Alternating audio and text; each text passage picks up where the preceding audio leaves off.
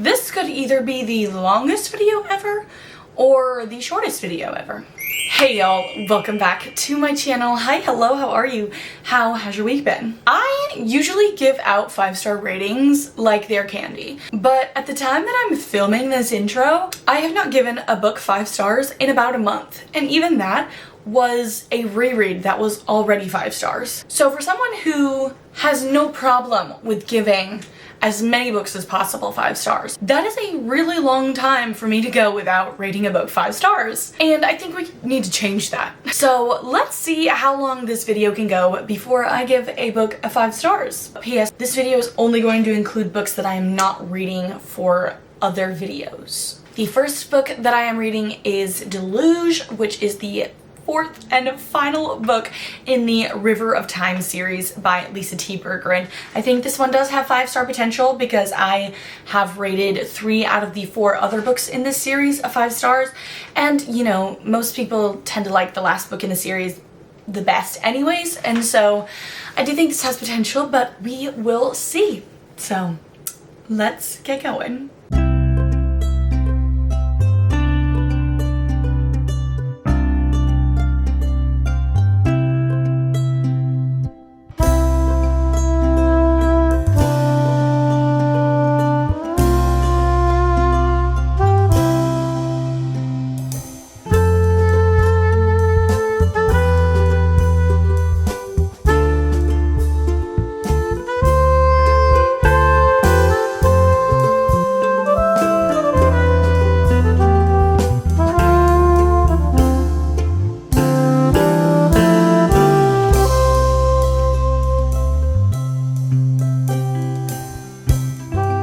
So I finished Deluge. I wasn't sure if I was going to be able to finish it because I drove up to Fort Worth 2 days ago and I still had over half of the book left, but I wanted to give the book back to Kate because I've had the book since like April, and I was like, I feel bad that I like still have this book and like I haven't given it back to you. And like I'm currently heading to Phoenix in a couple of days and I didn't want to take it with me. So I was like, I really want to finish this book to give it back to her. So I ended up finishing it up at her house. I ended up giving it a 4.5 stars just because like I feel like this book, since it was the final book in this series, it ended up just being like pretty repetitive of the other books in the series. And also like I unfortunately did have like kind of high expectations like going into the end of the book because, you know, I was with Kate and she has read this series and loved this series and she was like, oh my gosh, the end of the book made me so sad. And so then I just like wasn't as like emotional about it as I was anticipating being, and so then I was just like a little bit like I still really enjoyed the book. I give it a 4.5 stars, but I didn't get that like 5-star feeling. Like I feel like the first 2 books in this series were my favorites. So yeah, next I finally have a copy of Part of Your World by Abby Jimenez to read. I have been waiting for this to come through on Libby for literal months. Okay, I placed it on hold July 26th. So it's been a little over 3 months that I've been waiting for this hold. That's not too bad.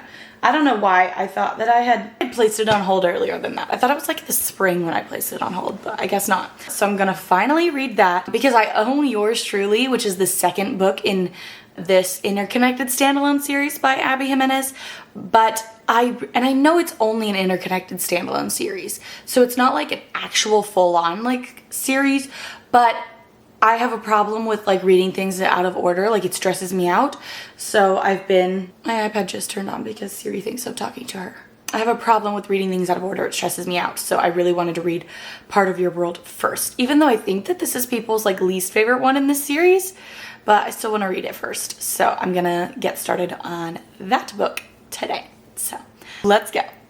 Good morning. Yesterday I finished reading Part of Your World by Abby Jimenez and I gave it 4 stars. It was like super cute and everything, but honestly, I hope this isn't really a spoiler, but I kind of thought that the age gap was pointless. Like it was a very big part of the beginning, but like once we moved past that, I was like, what was the point of like making such a big deal about them being an age gap couple? There was no point in it. And like I have a friend who like I know really didn't like this book, and so when I texted her and I was like, why didn't like this book? She was like, because of the age gap. And I'm like, age gap was literally irrelevant after page 30. But also at the same time, it's like, Abby Jimenez, why did you put an age gap in the book for it to be irrelevant? But anyways, one of my other Libby holds came in. So now I'm going to read Lovely War by Julie Berry, which I am very excited about. That's what I'm gonna see if that's gonna be a 5 stars next.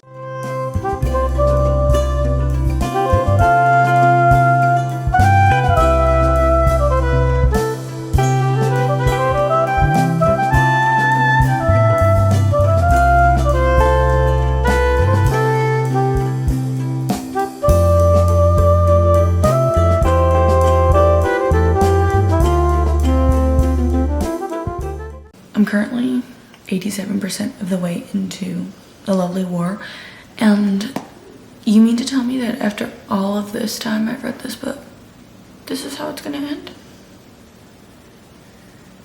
That's disappointing. So, last night I finished reading The Lovely War, finally. I feel like I was reading that for like forever, but that book was a lot. It was very heavy, and I don't know, it still wasn't a 5. It didn't end up ending the way I thought it was going to in the last clip. The ending was fine, but I always feel like romance books could like use more of a ending than they usually get, but nobody asks me for my opinion. Anyways, we read that. That was a bit heavy. Now I'm just looking for something a little bit lighter and fun, so I decided we're finally gonna do it. We're going to crack open The Naturals.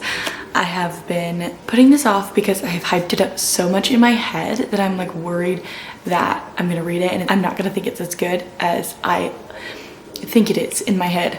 We're gonna read this. It's short. It's only like 300 pages and the font size is like pretty big too, so this I can picture this being a quick read, but I'm super excited about this because it has been marketed to me as YA Criminal Minds, and Criminal Minds is my all-time favorite TV show, so I'm not gonna lie, I do have high expectations for this book. But Jennifer Lynn Barnes also has done really great stuff. I read The Inheritance Games by her earlier this year and I had really high expectations for that too, and it exceeded all of my expectations, so unfortunately for this book, that just has made my expectations even higher than they already were. So yeah, but I hope this book is gonna be a good one. Let's see if it's 5 stars.